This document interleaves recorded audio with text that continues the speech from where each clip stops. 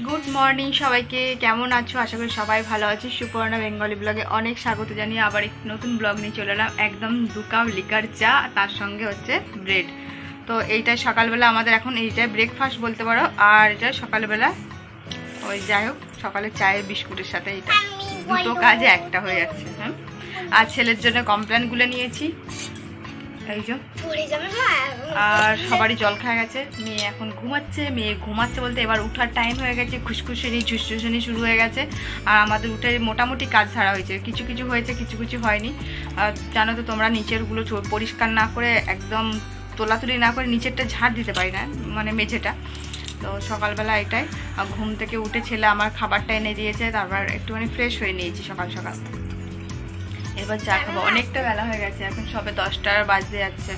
তো চলো, আর বৃষ্টি তো শুরু হয়ে গেছে, জানি না কবে বর্ষা আসবে। আমার বর্ষা এলে আমার একদম ভালো লাগে না, বেশি বৃষ্টি আবার অতটা ভালো লাগে না। বেরোতে পারবো না, মন মেজাজ খারাপ নিয়ে ঘরে বসে থাকতে হবে। আর প্রচুর রোদ দিয়েছে, মানে বাইরে রোদটা প্রচুর দিয়েছে। তাই ভাবছি, তোমার দাদাভাই বলছে না আর লু আসবে না, যে লুটা এতদিন গরমের পড়ছিল মানে দিচ্ছিল সেটা আর আসবে না। বাবা বাঁচা গেল এটার থেকে। ভীষণ গরম লাগছিল, মানে হাওয়াটাও, বাইরের প্রাকৃতিক হাওয়াটাও গায়ে নিতে পারছিলাম না, যেন মানে পুড়িয়ে দিচ্ছে গাগুলোকে।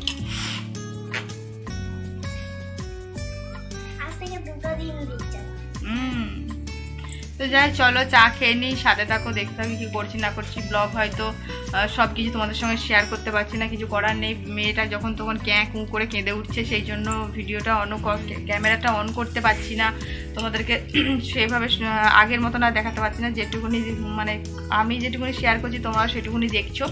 তো কিছু করার নেই, এইভাবে এখন চলতে হবে। মেয়েটা তো এখন কিছু বোঝে না, কান্না থামা বললে তো কান্না থামাবে না, কিছু করার নেই। তো চলো দেখতে থাকো।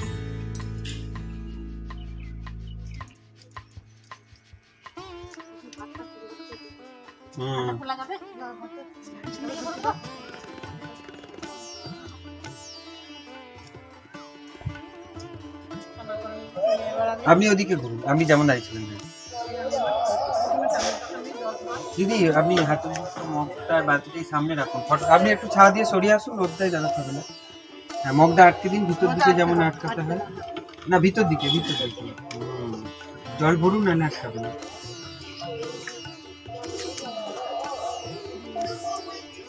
একদম ডগা পর্যন্ত উঠবে, একদম ডগা, আঙুলের ডগা ডগা খাড়াই করুন। হাতটা হেলিয়ে দিচ্ছেন কেন? হ্যাঁ, দেখতেই বাজে লাগছে ওটা।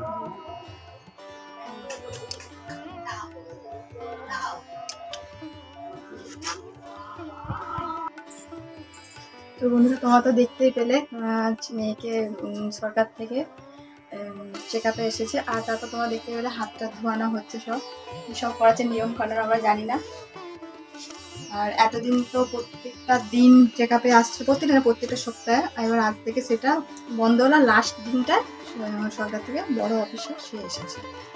আর আমি এদিকে রান্না করছিলাম, ভীষণ ঘেমে গেছি। ফ্যান বন্ধ করতে হয়েছে, ফ্যান চালানো চলবে না, আমরা তো এসি চালিয়ে দিচ্ছি। কি যে না বকাবকি করছে বাড়িতে। দেখ টুনটুনির, দেখো টুনটুনি গরম করছে।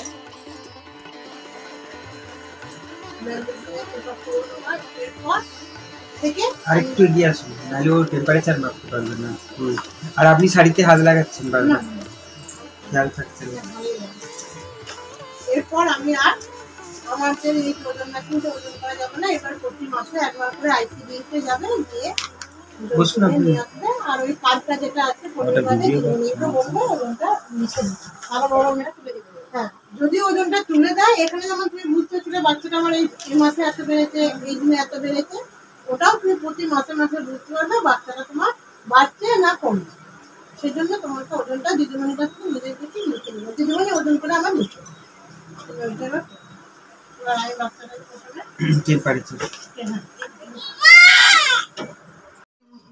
ঠাকুরের বেঁচে থাকি তবে একটা লাগিয়ে দিয়ে আসবো শ্বশুর বাড়িতে।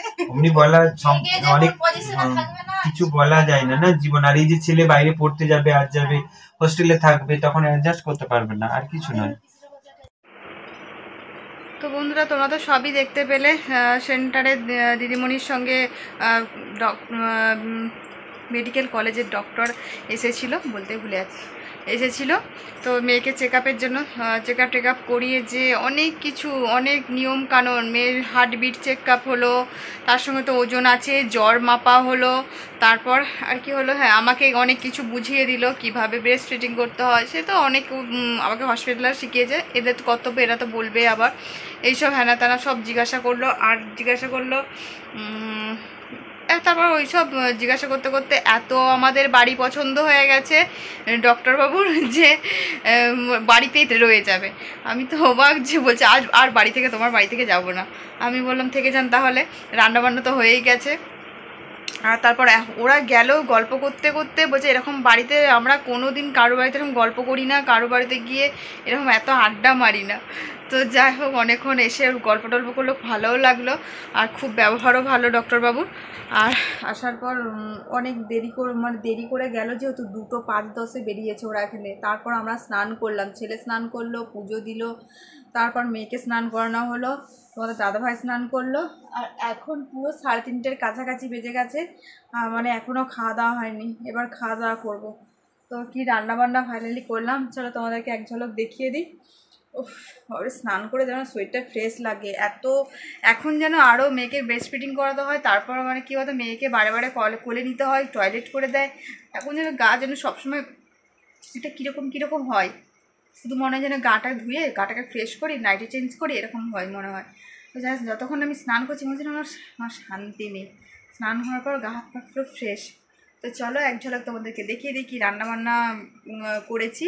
আর এইখানে না অনেক কিছু, অনেক কাজ মানে ন্যাকড়াগুলো জমে আছে, এগুলো ভাজ করতে হবে আবার আমাকে। তো যাই হোক চলো, মেয়েকে নিয়ে কোলে বসেছিলাম, তোমাদের দাদাভাই সবারই ভাতগুলো বেড়ে নিয়েছে থালায়। চলো এক এক করে ভাতগুলো তরকারিগুলো দেখিয়ে দিই। এই হচ্ছে আজকে আমাদের নতুন একটা তরকারি, ঘোঁত তরকারি। ঘোঁত তোমার দাদাভাই শুধু বলবে ঘোঁত মানেটা বুঝতে পারছো? কচুলতি। এই 14 বছরে ফার্স্ট টাইম ঘোঁত খেলাম, খাবো আর কি, এখনো খাইনি। মাছের মাথা দিয়ে করেছি, আমাদের এখানে এইসব পাওয়াই যায় না জানো তো। এত লিকুইড হয়ে গেছে না, এগুলো এরকমই। ডাঁটা বলে কিছু, ডাঁটা খাবে নাকি? ডাঁটা তো নয়। আর এখানে করেছি মাশরুমের ঝিঙে দিয়ে আলু দিয়ে একটু ঝোল তরকারি, ব্যাস আজকে আমাদের দুপুরে। এটা আবার কেউ ঘি দেয়? এই দেখো মাশরুম, তাহলে এখান থেকে তুলো, আরো তুলো। এই দেখো মাশরুম, সেই ফুল মাশরুমগুলো নয়, এগুলো যে কুড়ি মাশরুম। এই দেখো, এই দিয়ে ঝোল। যাই হোক চলো বন্ধুরা, খাওয়া দাওয়াটা সেরে নিয়ে একটু রেস্ট নিয়ে তোমাদের সামনে আবার পরে আসছি। সো গুড ইভিনিং সবাইকে। এখন সময় কিন্তু অনেকটাই বেজে গেছে, 9টা বেজে গেছে অলরেডি। আর তোমাদের সামনে অনেকক্ষণ পর খাওয়া দাওয়ার পর এলাম। দুপুরে যেহেতু রেস্ট নিই তোমরা তো জানে, আর দুপুর আজকে অনেকটা বেলা করে স্নান করেছি, কারণ হচ্ছে ওরা সবাই এসেছিলো, যেগুলো চেক আপে এসেছিলো। ভাই বেশি দূর যাবি না, আমি যাচ্ছি, আমি বলেছি যাচ্ছি, কথার অবদ্ধস কেন? এখানে বস। ও বুনুকে কোলে নিয়েছে, ওই দেখো, বসো নিচে। তো বাড়িতে প্রচুর মারাত্মক কাজ ছিল, বিকালের পর থেকে উঠে দেখে না মাথার চুলগুলো মনে হচ্ছে ছিঁড়ে নিয়েছে, এক মেয়ে ছাড়ছে না। তারপর এত কাজ ছিল যে কি বলবো, কিছু বলার ভাষা নেই, প্রচুর কাজ ছিল। তো সিঁদুর পরবো সেটুকুনি আমার সময় হয়ে ওঠেনি। শ্যাম্পু নামেই দিয়েছি, চুল ছাড়েনি, কোনো সিরাম লাগানো হয়নি, মানে এরকম টাইপের হয়েছে। লাগাবো, তবে ছাড়বো না, লাগিয়ে ছাড়বো, তবে কাজের ফাঁকে করে নেবো। তোমার দাদা ভাই মাত্র এলো, ছেলে দরজা খুলতে যাচ্ছে, আর এদিকে মেয়েকে কোলে নিয়ে দরজা খুলতে পারবে বলো তো?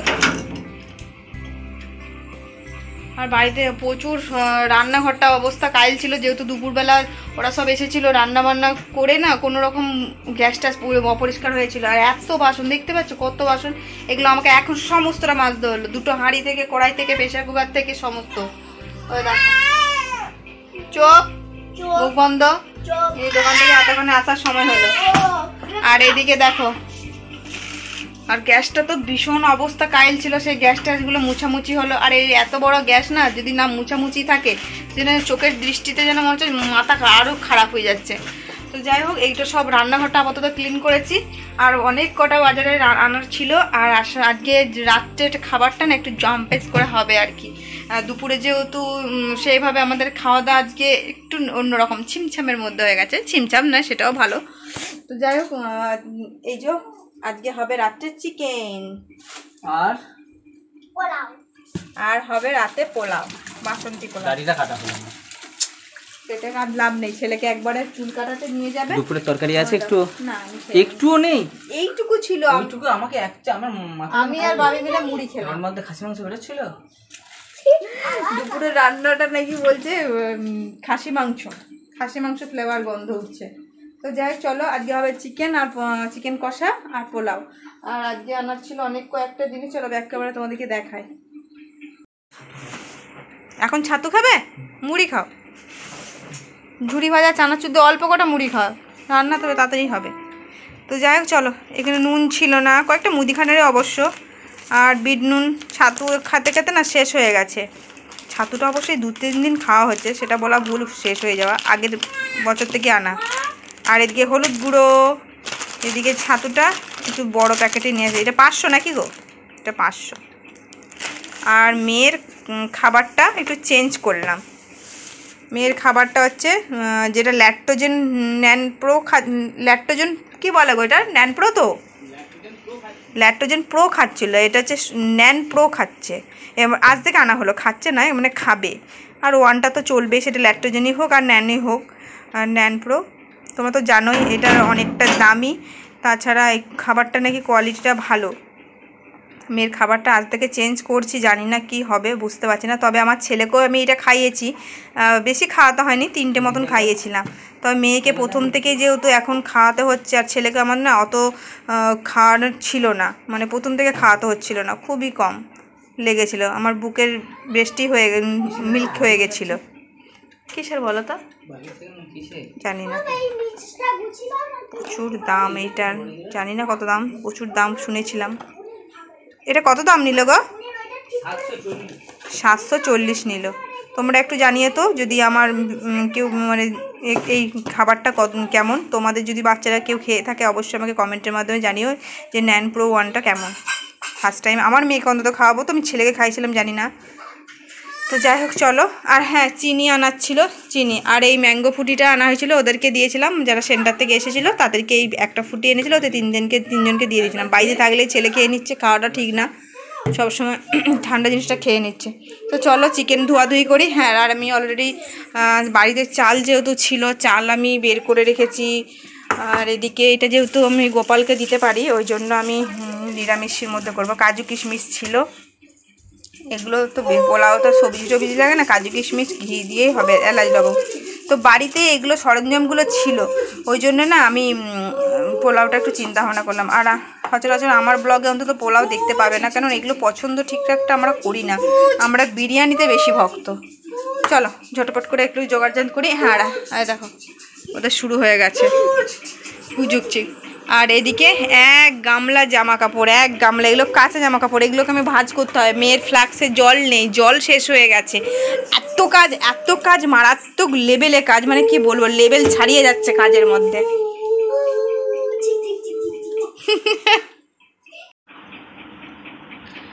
তো এগুলো কি বলো তো, দুধ না বন্ধুরা, দুধ নয়, এই হচ্ছে দই লস্যি। রাত্রেবেলা গরম গরম নয়, ঠান্ডা ঠান্ডা দই লস্যি, গরম গরম দই লস্যি হয়। আর 3টে গ্লাসের মধ্যে 1টা গ্লাস ফাঁকা, দেখছো? এই হচ্ছে আমাদের এইটা, মানে আমি গ্লাসটা নামানোর সাথে সাথে ওর এটা মানে সেকেন্ডের মধ্যে খাওয়া হয়ে গেছে, কি বলবো। তো যাই হোক, টক দই এনেছিল, টক দই দিয়ে ঠান্ডা ঠান্ডা লস্যি বানালাম, খাবো অনেক দিন ধরেই হচ্ছিল। হ্যাঁ, তো যাই হোক এটা করলাম। তোমার দাদাভাই বলছে দই লস্যিটা করে মারপিট করে দিচ্ছে। অবশ্য আমি করিনি, মানে আমি বানাইনি, আমি কি করে বানাবো এটা, আমার মেয়ে ছিল আমার কোলে। তাহলে খাই, চলো দেখি টেস্ট করে কেমন বানিয়েছে।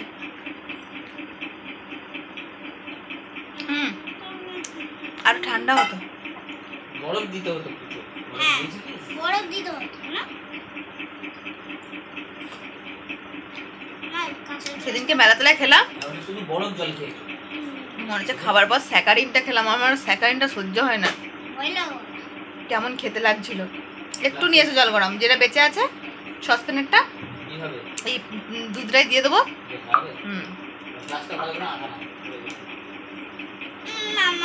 রাখো, কিছু পড়ে যাবে তাড়াতাড়ি করে। মা বলছি সেই মেলাতলা সেই জুসটা খেলাম, ম্যাপ পুষিয়ে গেছে। আবার কি করবে? সন্ধ্যে থেকে এত বাসন ছিল ঠাকুরের, সেটাও মাজা হলো, তোমাদেরকে দেখানো হয়নি, বুঝতে পেরেছ? চলো চলে এলাম চিকেন নিয়ে। চিকেন এই যে ম্যারিনেট করছি, একটু নুন, তেল আর হচ্ছে হলুদ গুঁড়ো, ব্যাস। এটা ম্যারিনেট করা হয়ে গেল, রেডি করে রেখে দিলাম। ঢাকা দিয়ে দিলাম, যে পরিমাণে পোকা।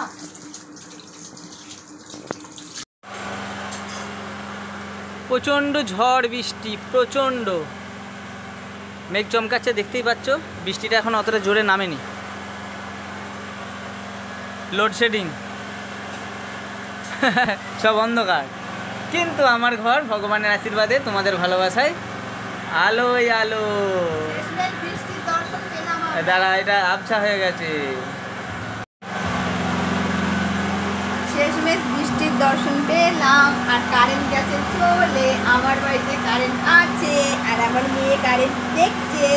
ফার্স্ট টাইম জেনারেটর জুড়লাম না? হ্যাঁ, মেয়ে আসার পর ফার্স্ট টাইম এটা হলো আর কি। আমার মেয়ের জন্য বেশিরভাগ হয়ে গেল না? হ্যাঁ, ছেলে এখানে এখন ড্রয়িং করছে। বাজে এখন কটা? রাত 10:30। আমার কোনো নো টেনশন। এদিকে পোলাওয়ের ইয়ে ফুটছে, চাল হয়ে গেছে, এবার নামাবো। কালার দিয়ে দিয়েছো? ফুড কালার দিয়ে। তোমরা জেনারেটর আওয়াজ পাচ্ছ? কোথায় রেখেছি জানো? আজকে জেনারেটরকে দিয়ে যেতাম বাথরুমে ভরে।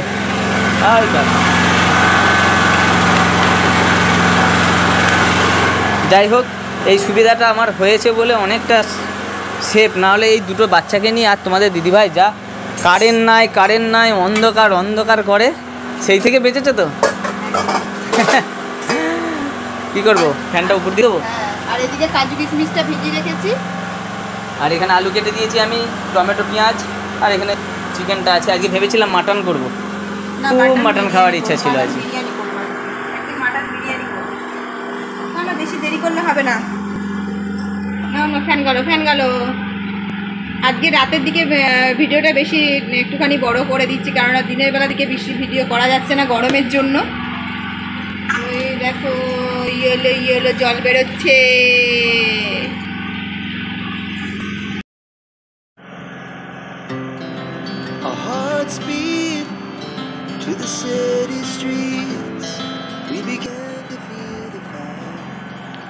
কেমন হয়েছে অবশ্যই জানিও কমেন্টের মাধ্যমে। পোলাও আর হচ্ছে চিকেন কষা। কারেন্ট নেই, কারেন্ট না থাকা অবস্থায় করেছি, বুঝতেই পারছো, জেনারেটর চালিয়ে। আর এই যে কড়াই সহ নিয়ে বসে গেছি। চিকেন সবারই নিয়ে নিয়েছি, পাতে পাতে চিকেনটা দেওয়া হবে। ছেলেও নিয়ে নিয়েছে, আর পোলাও নেই, যা ছিল এই নিয়ে নিয়েছি। আজকে অল্প করেই করা হয়েছে। চলো টেস্ট করে বলি তোমাদেরকে। নে দাঁড়া, ভালার থেকে না, পাতে পাতে বাটি দেবে, লাগবে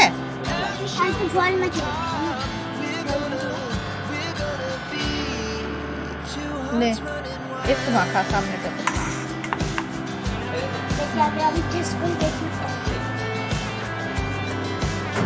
চিকেন একটা কষা আমরা খেলাম, ভালোই তো। তাহলে ভিডিওটা শেষ করে দাও। চিকেন আর পোলাও খেতে খেতে বলে দাও। শেষ করে কথা বলবি, নাহলে কথা বলবি।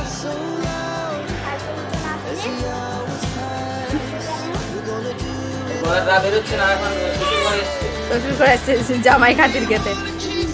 তো বন্ধুরা চলো, আজকের মতন পোলাও খেতে খেতে, চিকেন খেতে খেতে ভিডিওটা এখানে এন্ড করছি। ফিরে আসছি নেক্সট একটা ভিডিওর সাথে। ভিডিওটা ভালো লাগলে অবশ্যই লাইক, শেয়ার, কমেন্ট করো। আর মেয়ে খুব কান্নাকাটি করছে, ওকে কোলে নিয়েই খেতে হবে। চলো, গুড নাইট সবাইকে, টাটা টাটা টাটা।